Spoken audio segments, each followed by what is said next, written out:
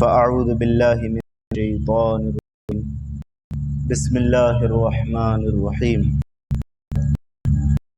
فقد قال الله تبارك وتعالى في القرآن المجيد والفرقان الحميد إن الله لعن الكافرين وأعد لهم سعيرا خالدين فيها أبدا لا يجدون وليا ولا نصيرا. صدق اللہ مولانا العظیم. اللہم نور قلوبنا بالقرآن وزین قنا بالقرآن وادخلنا الجنة بالقرآن ونجنا من النار بالقرآن. تمام تعریف و توصیف اس جلالہ الکریم کی ذات مبارک کو، مالک کائنات ہے، مالک شہاد بھی ہے. لاکھوں کروڑوں درود و سلام نازل ہوں اس نبی محتشم پر جس کی وجہ سے اللہ تعالیٰ نے ہم اور سب کا وجود فرمایا. حمد و صلوات کے بعد معزز سامعین السلام علیکم ورحمۃ اللہ وبرکاتہ. پچھلے درس قرآن کے اندر آپ حضرات نے فرمایا تھا کہ منافقین اور کافرین طریقے سے یہود و نصارہ حضور سے قیامت کے بارے میں سوال کرتے تھے، اور قیامت کے بارے میں سوال کرتے تھے مذاق کے طور پر، کیونکہ وہ منکر تھے، قیامت کا انکار کرتے تھے. کہتے تھے بندہ جب جسم سل گڑ جائے گا اور ہڈیاں بکھر جائیں گے تو پھر کیسے ہو سکتا ہے کہ وہ زندہ ہو جائے. تو مذاق کے طور پہ کہتے تھے کہ بتاؤ بھائی قیامت کب آ رہی ہے، ہم تو انتظار میں بیٹھے ہیں. اس طریقے کی وہ باتیں کرتے تھے اور ان جملوں کے ذریعے حضور کو تکلیف پہنچاتے. تو ان لوگوں کا کہ جنہوں نے قیامت کی تیاری نہیں کی بلکہ قیامت کے بارے میں سوالات کیے، قیامت کی تیاری نہیں بلکہ قیامت کے بارے میں سوالات کیے، ان کافرین کے بارے میں آج یہاں سے ان کے حالات کے بارے میں بتایا جا رہا ہے کہ ان کا حال کیا ہوگا قیامت کے دن.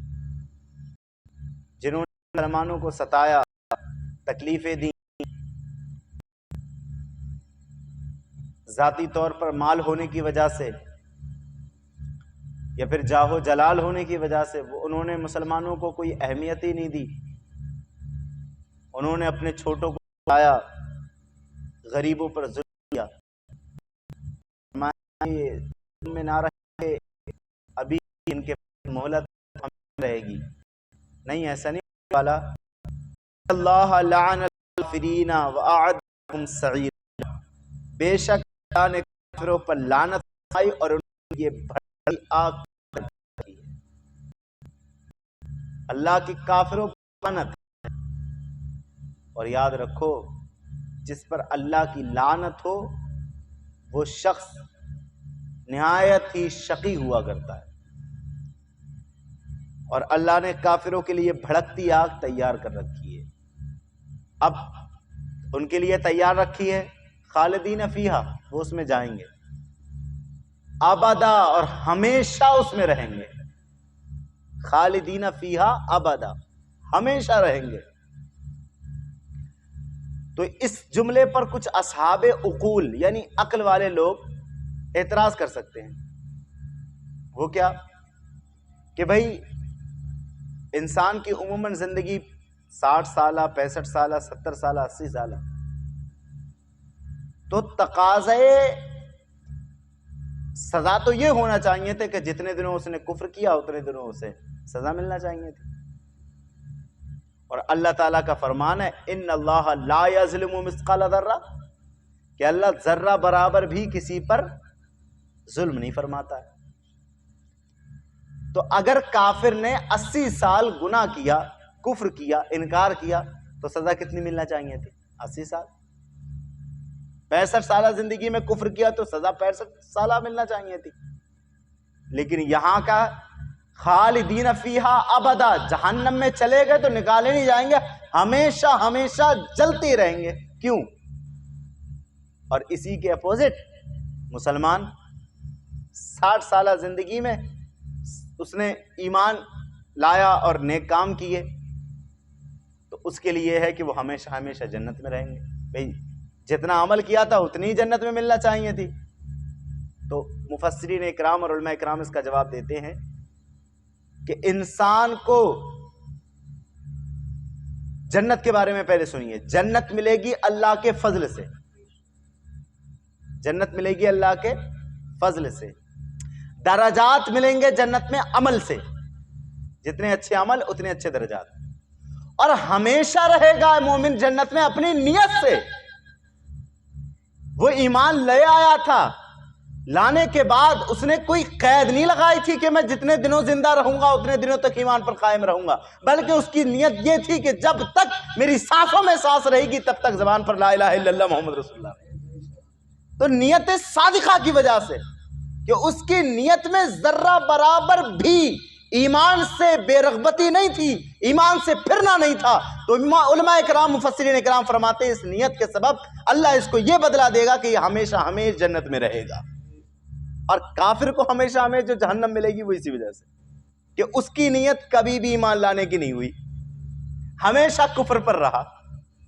داعیان اسلام، مبلغین اسلام نے پکار پکار کر اسلام کی حقانیت بیان کی، دلائل دیے، اپنے اسلام کے حق ہونے پر جس طرح قرآن نے شہادت دی، احادیث مبارکہ نے شہادت دی، علماء اکرام کی زبانوں نے شہادت دی، لیکن اس کے باوجود بھی کفر پر قائم رہا کافر، اور کبھی بھی ایمان لانے کے بارے میں سوچا نہیں۔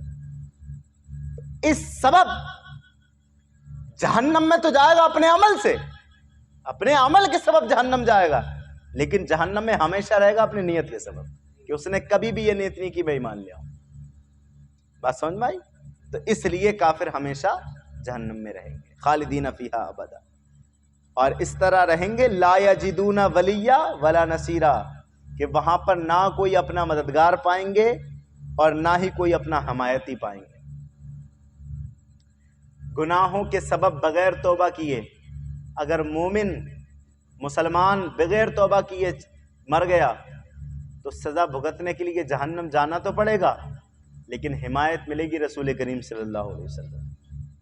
کچھ ایسے ہوں گے جنہیں جہنم کا پروانہ لکھ دیا گیا ہوگا، فرشتے گھسیٹ کر جہنم لے جاتے ہوں گے، اور رسول گرامی وقار صلی اللہ علیہ وسلم اپنی شفاعت سے اسے جنت کا پروانہ عطا کریں گے۔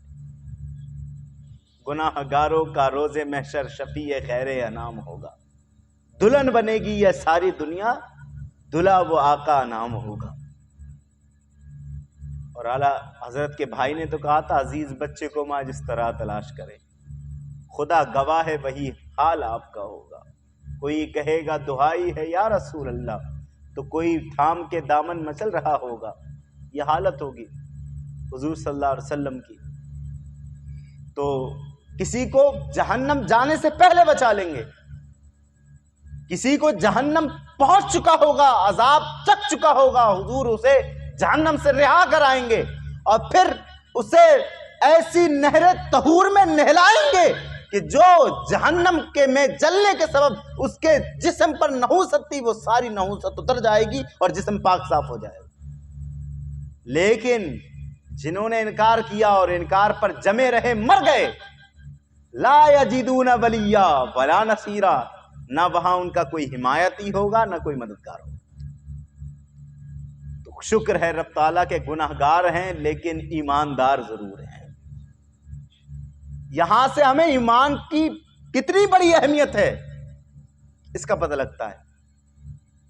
تو اسی لیے میرے اسلامی بھائیوں، بندہ گناہگار تو ہو جائے، پھر توبہ کر لے گا، اچھے عمل کر لے گا، لیکن کبھی بے ایمانوں کے ساتھ نہ بیٹھے، کیونکہ بے ایمانوں کے ساتھ بیٹھنے سے وہ بے ایمان ہو جائے گا۔ اسی لیے فرمایا گیا کہ بد مذہب سے ایسے بھاگو جیسے کہ بندہ آگ سے بھاگتا ہے، کیونکہ آگ جسم کو جلائے گی، بد مذہب تمہارا عقیدہ جلا دے گا۔ ایمان کی اہمیت دیکھیے، اگر ایمان نہیں، یہاں ایک بات اور توجہ دینے کی ہے، کافر بھی اچھے عمل کرتے ہیں۔ آپ نے دیکھا ہے کہ کتنے کتنے لاکھ روپے ڈونیٹ کر دیتے ہیں، وہ غریبوں کو صدقہ کر دیتے ہیں، کسی غریب کی شادی کراتے ہیں، ان کے بھی کچھ اچھے کام ہوتے ہیں، لیکن اعمال حسنہ کے بدلے کے لیے شرط ہے ایمان۔ 19ویں پارے کے اندر ہے کہ ان کے اعمال حسنہ کو ایمان نہ ہونے کے سبب ہوا منصورہ اڑا ہوا غبار بنا دیا جائے گا. غبار کی طرح ان کے اعمال حسنہ اڑ جائیں گے, کوئی فائدہ نہیں دے گا. میں اس بحث میں پڑھنا نہیں چاہتا, لیکن ذرا غور کرو, تمہیں مسئلہ سمجھانا چاہتا ہوں. ابو طالب نے کتنی حمایت کی تھی حضور کی, کتنی حمایت. آئے تھے نا کفار, کہا تھا ابو طالب اپنے بھتیجے کو چھوڑ دو, ہم جانے تمہارا بھتیجا جانے. اس نے ہمارے معبودوں کو برا بھلا کہنا شروع کر دیا, اور ایک خدا کی عبادت کا حکم دیتا ہے, ہمارے معبودوں کو جھٹلاتا ہے. ہم سب نے قتل کا منصوبہ بنایا ہے, تم انہیں ہمارے سپرد کر دو. ابو طالب نے کہا تھا کہ اگر محمد سے تمہیں کچھ کرنا ہے تو پہلے ابو طالب کے سامنے آنا ہوگا, پہلے تمہیں قریش سے جنگ کرنا ہوگی. اسی طریقے سے وہ جو قریش پر 3 سال کے لیے حقہ پانی بند کیا گیا تھا, تو ابو طالب اس میں تھے.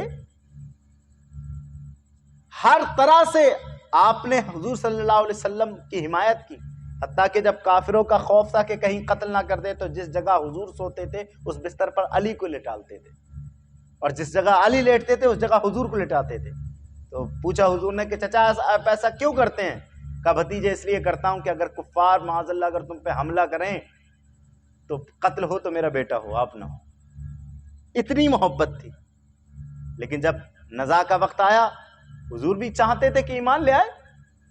نزاع کا وقت آیا, یہ ابو لہب, ابو طالب کے ساتھ میں یہ ابو جہل, اور اسی طریقے سے ایک اور کافر وہاں موجود تھا. اور حضور صلی اللہ علیہ وسلم جبکہ یہ نزاع کے عالم میں تھے, حضور تشریف لے گئے اور کہا چچا میں یہ چاہتا ہوں کہ تم ایمان لے آؤ تاکہ مجھے سہارا مل جائے تمہاری شفاعت کا, میں قیامت کے دن تمہاری شفاعت کرا سکوں. اس سے معلوم یہ ہوتا کسی کافر کی حضور شفاعت نہیں کرائیں گے, یہ کوٹا صرف مومنوں کے لیے ہے. تو کہا آپ چچا بس ایمان لے آئیں. تو ادھر سے ابو جہل نے کہا ابو طالب کیا تم اپنے باپ دادا کا دین چھوڑ دو گے؟ تو ایک روایت کے اندر ہے کہ انہوں نے کہا کہ بھتیجے میں ایمان ضرور لے آتا اگر مجھے یہ خوف نہ ہوتا کہ میرے مرنے کے بعد لوگ مجھے ملامت کریں گے کہ موت کے خوف سے ایمان لے آیا. بہرحال وہ ایمان نہیں لائے.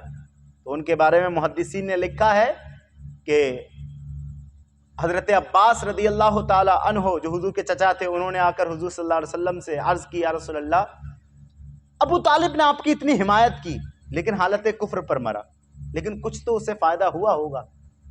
تو کہا چچا میری وجہ سے وہ صرف ٹخنوں تک جہنم میں ہے, ٹخنوں تک. اور ٹخنوں تک جہنم میں داخل ہونے کا حال یہ کہ اتنی شدت ہوتی ہے اس آگ کی کہ بھیجا ایسا کھولتا ہے جیسے گرم پانی کھولا کرتا ہے. کہ اگر میں نہ ہوتا تو وہ درک اسفل میں ہوتا, یعنی جہنم کے سب سے نیچے طبقے میں ہوتا. یہ میری وجہ سے وہ سب سے کم عذاب میں ہے. جہنم کے اندر سب سے کم عذاب ہے تو ابو طالب کا ہے. تو یہاں پر سمجھانے کا مقصد یہ ہے کہ ایمان نہیں ہے اور اعمال حسنہ ہے, تو یہ اعمال حسنہ اسے کوئی کام نہیں دیں گے. سگے چچا کو کام نہیں دے پائے تو دوسرے لوگ تو پھر کیا مانا دارت. لہٰذا دیکھو سوچو, بندہ پرائم منسٹر ہو, پردھان منتری ہو, مکھیہ منتری ہو, ڈی ایم ہو, ایس ڈی ایم ہو, ایماندار نہیں کوئی فائدہ نہیں. لیکن بندہ کاشتکار ہو, ریڑھی چلانے والا ہو, ٹھیلا چلانے والا ہو, بکریاں چرانے والا ہو, لیکن ایمان کی دولت ہو, قیامت کے دن تاج اگر ہوگا تو اسی کے سر پر ہوگا, عزتیں ہوں گی تو اسی کے سر پر ہوگا. اسی لیے فخر کرو کہ ہم مسلمان ہیں, فخر کرو کہ ایمان کی دولت ہمیں میسر آئی ہے. وہ ایمان, ابھی پچھلی بار درس قرآن میں مفتی صاحب آئے تھے, انہوں نے بتایا تھا کہ انبیاء نے آرزویں کی تھی. 12 انبیاء ایسے تھے انہوں نے آرزو کی تھی کہ محمد کی امت میں پیدا ہو, اور تم نے تو کوئی آرزو نہیں کی. تو کہا لا یجدون ولیا ولا نصیرا, نہ وہ کوئی مددگار پائیں گے اور نہ ہی کوئی حمایتی پائیں گے.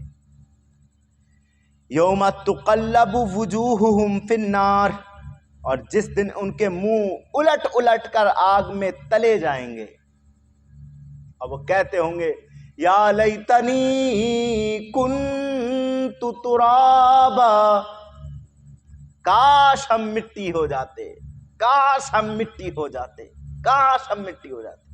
تو کہا یوم تقلب وجوہہم، وہ جو مومنوں کو ستاتے تھے، وہ جو چوراہوں پر جو ہے مومنوں کو قتل و غارت کیا کرتے تھے، وہ جنہوں نے محمد صلی اللہ علیہ وسلم کو اذا رسانیاں کی، وہ جنہوں نے اسلام کے غرق کرنے کے لیے، اسلام کو ڈبونے کے لیے طرح طرح کی تحریکیں چلائیں، ان کی یہ حالت ہوگی۔ یوم تقلب وجوہہم فی النار، جب ان کے منہ الٹ الٹ کر آگ میں تلے جائیں گے، یقولون، تب کہیں گے، آج تو کہہ رہے ہیں کہ اسلام کچھ نہیں، آج صاحب اسلام کو لوگ گالیاں اور بھدے باتوں سے یاد کر رہے ہیں، آج رب تعالیٰ کی ذات میں طرح طرح کے الزامات لگا رہے ہیں، کل کیا کہیں گے سنو، یقولون یا لیتنا اتانا اللہ و اتانا الرسول۔ بہت میٹھا جملہ، دیکھو قیامت کے دن کہیں گے کاش ہم نے اللہ کا حکم مانا ہوتا، رسول اللہ کا حکم مانا ہوتا، کاش ہم نے بتوں کی عبادت نہ کی ہوتی، کاش ہم نے ان کی پوجا نہ کی ہوتی، یا لیتنا اتانا اللہ و اتانا الرسول، کاش ہم نے دنیا میں رہ کر اللہ کا حکم مانا ہوتا، رسول اللہ کا حکم مانا ہوتا۔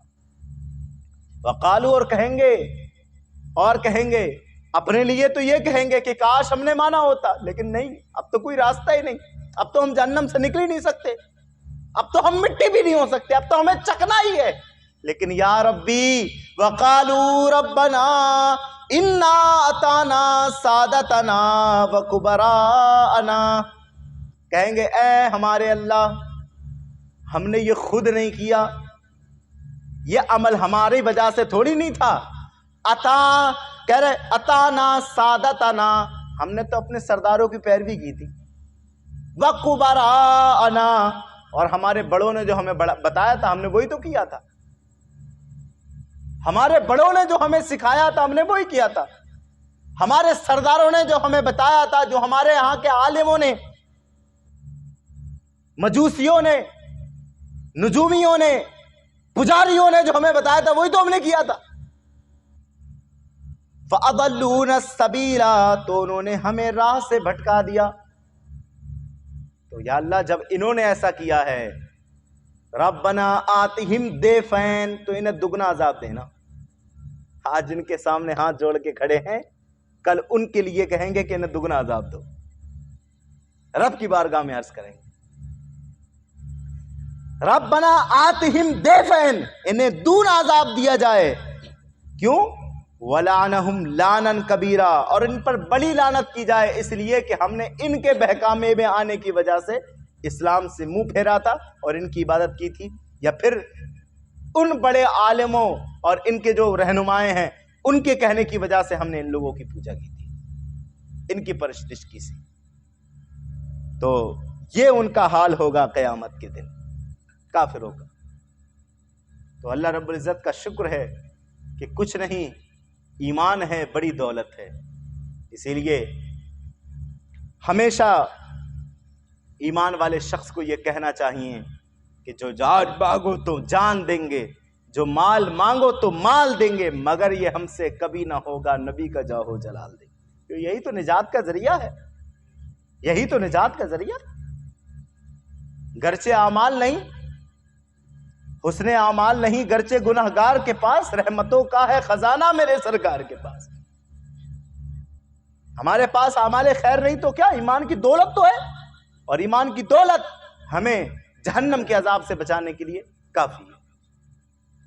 مومنین، میں نے ابھی بتایا، مسئلے کو پھر واضح کر دوں کہ مومنین جہنم جائیں گے لیکن ہمیشہ جہنم میں نہیں رہیں گے، وہ حضور کی شفاعت سے یا سزا پوری ہونے کے بعد جہنم سے نکال لیے جائیں گے۔ آخری آیت کریمہ اور اس کے بعد درس قرآن کا اختتام۔ وہ جو میں نے کچھ درس قرآن پہلے ایک آیت کریمہ سنائی تھی کہ حضور کے ہاں جب شادی ہوئی تھی، حضور نے ایک عورت سے نکاح کیا تھا، تو ولیمہ کیا تھا، تو لوگ کھاتے تھے اور چلے جاتے تھے، کھاتے تھے چلے جاتے تھے۔ آپ کو یاد ہو غالباً، ابھی جلدی ہی میں درس قرآن ہوا ہے 2-4 دن پہلے، 2-4 ہفتے پہلے، تو کھاتے تھے چلے جاتے تھے، لیکن آخر میں 3 لوگ بیٹھے تھے تو وہ کھایا اور پھر باتیں کرنے لگے، کھایا اور باتیں کرنے لگے۔ ان کی نیت نہیں تھی کہ حضور کو تکلیف ہوگی، لیکن ان کے اس عمل سے حضور کو تکلیف ہوئی، کیونکہ گھر چھوٹا تھا اور عورتیں پردے میں تھیں، ان کو بھی وہاں تکلیف ہوئی اور حضور صلی اللہ علیہ وسلم کو بھی تکلیف ہوئی۔ تو اتنی سی بھی تکلیف بلا قصد ہوئی تھی، یہ قصدن تو اصحاب کر ہی نہیں سکتے، سر کٹاتے ہیں تیرے نام پہ مردانے عرب، کیسے؟ جو حضور کے لعاب کو زمین پر نہ گرنے تھے، وہ جان بوجھ کر تکلیف کیسے پہنچا سکتے ہیں؟ لیکن اتنی سی بھی تکلیف حضور کو پہنچے، محبوب کو پہنچے، یہ بھی اللہ کو گوارا نہیں ہے۔ حکم جاری کر دیا کہ ابھی تک تو تم سے ایسا کچھ نہیں ہوا ہے، لیکن آگے تک یاد رکھنا، یا ایھا الذین آمنو، اے ایمان والو، لا تکونوا کالذین آذوا موسیٰ، ایسا مت کرنا جیسا موسیٰ کے ماننے والوں نے کیا تھا۔ ان جیسے نہ ہونا جنہوں نے موسیٰ کو ستایا، جنہوں نے موسیٰ کو ستایا، ان کی امت کے ہو کر انہوں نے موسیٰ کو تکلیف دی اور انہیں ستایا۔ اب کس طرح ستایا؟ اس میں 3 قول ہیں۔ حضرت ہارون علیہ السلام جو حضرت موسیٰ کے بڑے بھائی تھے، تو حضرت ہارون کا جب انتقال ہوا تو ان لوگوں نے جو موسیٰ پر ایمان لائے تھے، انہوں نے یہ بات پھیلانا شروع کر دی کہ موسیٰ نے ہارون کو قتل کر دیا، معاذ اللہ۔ کیوں؟ اس لیے کہ حضرت موسیٰ کی جو عادت تھی وہ تھوڑی سخت تھی، اور جتنی سخت موسیٰ کی عادت تھی اتنی نرم ہارون کی عادت تھی، یعنی دونوں بھائیوں میں عادتیں اپوزٹ تھیں، ایک میں نہایت سختی اور دوسرے میں نہایت نرمی، بہت نرمی۔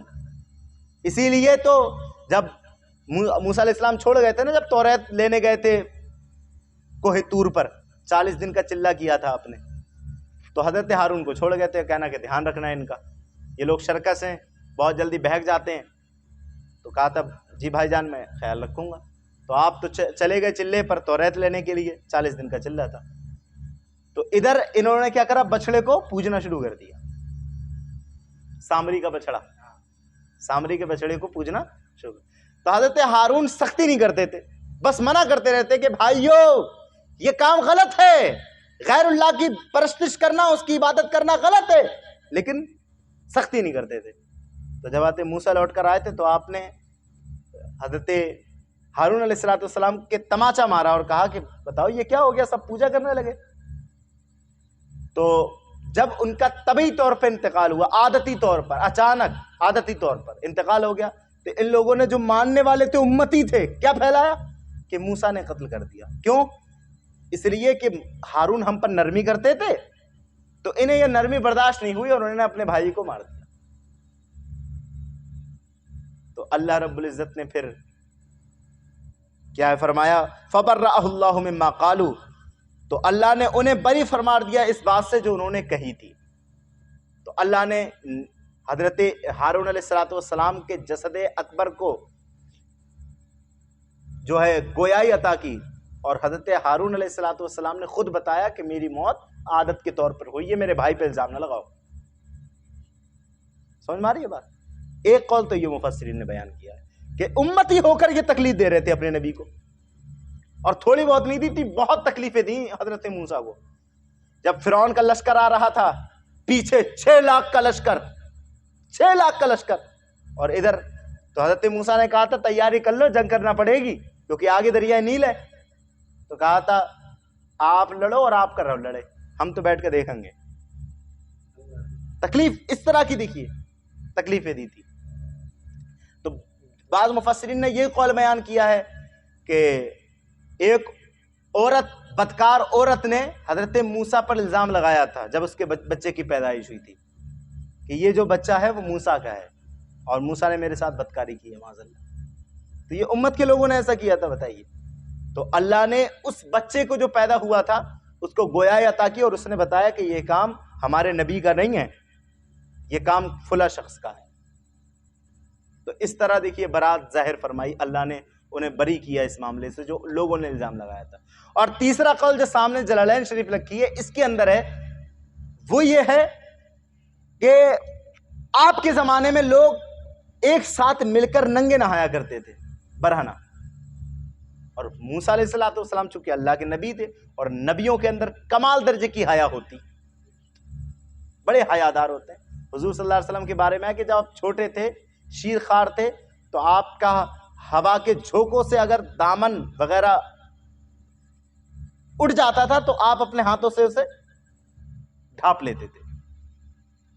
اور مشکات شریف کی حدیث پاک ہے کہ وہ لڑکی کہ جس کی شادی قریب میں ہو وہ اتنی حیا نہیں کرتی جتنی حضور حیا فرمایا کرتے تھے. تو انبیاء حیادار ہوتے تھے. تو یہ لوگ کہتے تھے کہ موسیٰ آپ ہمارے ساتھ کیوں نہیں نہاتے ہیں؟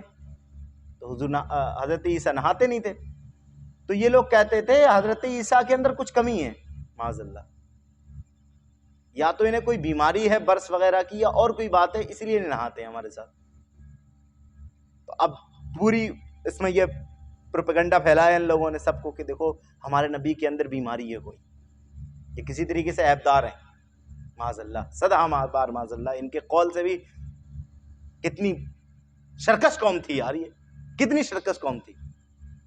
تو تنہائی میں ایک مرتبہ حضرت موسیٰ علیہ السلام نہا رہے تھے اور آپ نے اپنا کپڑا ایک پتھر پر رکھا تو اللہ نے برات اس طرح ظاہر کی ان کی کہ وہ پتھر جو ہے آپ کے کپڑے لے کر بھاگا.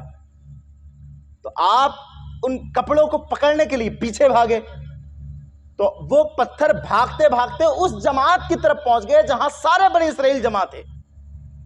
تو وہاں جا کر ٹھہرا، آپ نے وہ کپڑے لیے تو سب لوگوں نے دیکھا کہ موسیٰ کوئی بیماری نہیں رکھتے ہیں اور آپ کسی طریقے سے کوئی عیبدار نہیں ہے. ان تین قولوں کو تو کہا جیسے موسیٰ کی امت نے موسیٰ کو ستایا، میں نے 3 قول ذکر کر دیے، ذہن میں رکھنا. تو کہا ایمان والو تم ایسا نہ کرنا. اور کتنی سی بات پر دیکھو، اتنی سی بات پر وہ جو بیٹھے رہے تھے اور قصد نہیں تھا، پھر بھی تنبیہ کر دی اللہ تعالیٰ، پھر بھی تنبیہ کر دی. تو ہم جیسے گناہگار لوگ سبق حاصل کریں.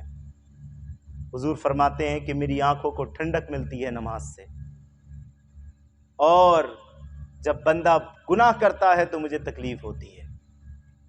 ہم گناہ کر کے حضور کو تکلیف نہ دیں. تو فرمایا ایمان والو ان جیسے نہ ہونا جنہوں نے موسیٰ کو ستایا تو اللہ نے اسے بری فرما دیا اس بات سے جو انہوں نے کہی تھی. وَكَانَ عِنْدَ اللَّهِ وَجِيهًا، اور موسیٰ اللہ کے ہاں آبرو والا ہے. موسیٰ کی جو اللہ کے ہاں مقبولیت ہے وہ یہ ہے کہ وہ وجیہا ہے، وجیہا. اب وجیہا کے متعلق 3 قول ہیں. ایک یہ کہ وہ مستجاب الدعوات ہیں، یعنی وہ جو بھی کہتے ہیں اللہ قبول فرما لیتا ہے، مستجاب الدعوات ہے. ایک قول یہ کہ وہ منزلت والے، اللہ کے ان کا بڑا مقام ہے. اولو العزم جو انبیاء کرام ہیں 6، ان میں سے ایک حضرت موسیٰ بھی ہیں.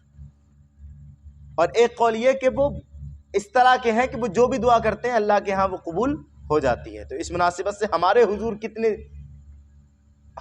کی دعا کس طرح قبول ہوتی تھی میں وہ بیان کرتا ہوں کہ سید المرسلین صلی اللہ علیہ وسلم نے حضرت انس رضی اللہ عنہ کے لیے دعا فرمائی کہ اے اللہ اس کے مال اور اس کی اولاد کو زیادہ کر دے. تو حضرت انس رضی اللہ عنہ فرماتے ہیں خدا کی قسم اس دعا کی برکت اتنی ہوئی کہ میرا مال بہت زیادہ ہوا اور میری اولاد کا یہ حال ہوا کہ میری اولاد اور ان کی اولاد تقریباً 100 تک پہنچ گئی. یہ حضور کی دعا کی برکت تھی. حضور صلی اللہ علیہ وسلم نے حضرت عبد الرحمن ابن عوف کے لیے برکت کی دعا فرمائی. تو آپ فرماتے ہیں اس دعا کی برکت کا یہ حال ہوا کہ اگر میں پتھر بھی اٹھاتا تھا نا تو اس کے نیچے مجھے سونا نظر آ جاتا تھا. یہ حضور کی دعا. حضرت معاویہ کے لیے حکومت کی دعا فرمائی تو حضرت معاویہ حاکم بنے. حضرت سعد بن وقاص کے لیے مستجاب الدعوات ہونے کی دعا کی تو جس کے بھی خلاف وہ دعا کر دیتے تھے کبھی دعا رد نہیں ہوتی تھی. ایسی حضرت ابو قتادہ رضی اللہ عنہ کے لیے دعا کی تمہارا چہرہ کامیاب ہو اے اللہ، ان کے بالوں اور جسم میں برکت دے. چنانچہ اس کی برکت یہ ہوئی کہ آپ 70 سال کے ہو گئے تھے پھر بھی آپ 15 سال کے معلوم ہوتے تھے. بال آپ کے سفید نہیں ہوئے، 70 سال کے ہونے کے باوجود کالے ہی رہتے تھے اور نوجوان معلوم ہوتے تھے کیونکہ حضور نے ان کے لیے دعا کی تھی. اور ہو بھی کیوں نہ میرے امام نے کہا جلو میں اجابت خواسی میں رحمت، جلو میں اجابت خواسی میں رحمت، بڑی کس تزک سے دعائے محمد، اجابت نے جھک کر گلے سے لگایا بڑی ناز سے جب دعائے محمد، اجابت کا صحرا، عنایت کا جوڑا، دلہن بن کے نکلی دعائے محمد۔ اللہ تعالیٰ اس درس قرآن کو اپنی بارگاہ میں قبول فرمائے۔